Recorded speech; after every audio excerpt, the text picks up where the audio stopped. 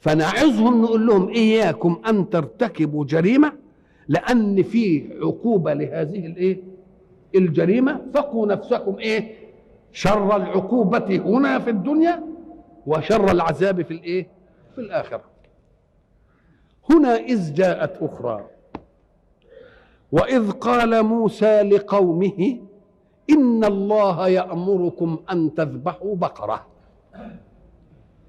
برضو وإذ يعني واذكروا إذ قال موسى لقومه إن الله يأمركم أن تذبحوا بقرة. تكليف كده ابتدائي، ما قالش ليه هنذبح البقرة، لكن حين تقرأ القصة تجد إن السبب في ذبح البقرة جاء في آخرها. وإذ قال موسى لقومه إن الله يأمركم أن تذبحوا بقرة. طيب، قالوا أتتخذنا هزوا؟ قال أعوذ بالله أن أكون من الجاهلين.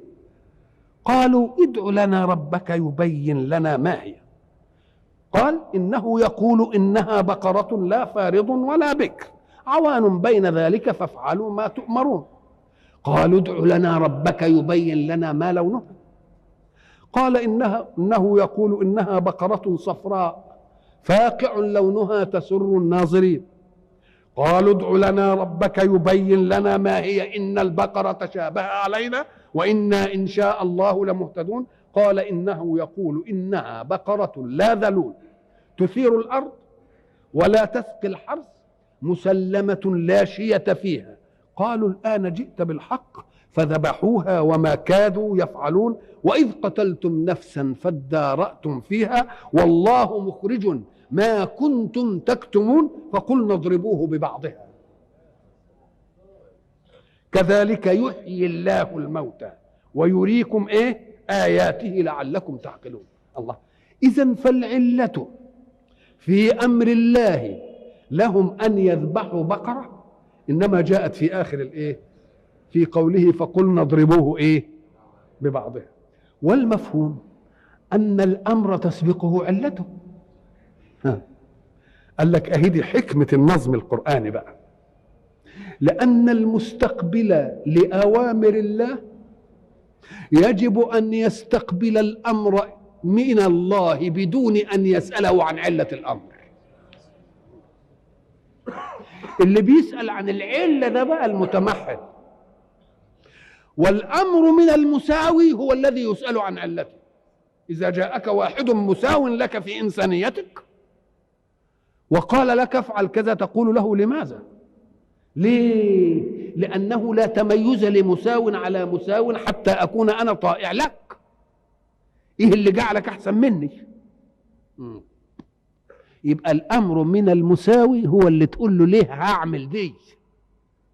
لكن الأمر من غير المساوي كأمر الوالد لولده، كأمر الطبيب لمريضه، كأمر الأستاذ لتلميذه، ما يقولوش دي ليه، يقول له أنا أب واعمل دي. من الجائز أنك لا تدرك العلة الآن، اذهب إلى المدرسة، خلاص يذهب إلى المدرسة. بالله بيبين له العلة عشان تبقى دكتور ولا مهندس ولا مش عارف ايه، ده لسه ما يعرفش حاجة من دي. انما لما الولد بقى يلاقيه كده يقوم يجيب له علة تناسب عقله ماشي الحقيقية. يقول له لما تروح إذا ذهبت إلى المدرسة ونجحت هذا السنة أنا أجيب لك عجلة، أأتي لك ببدلة، أفسحك في كذا. هل هذه هي العلة في التعلم؟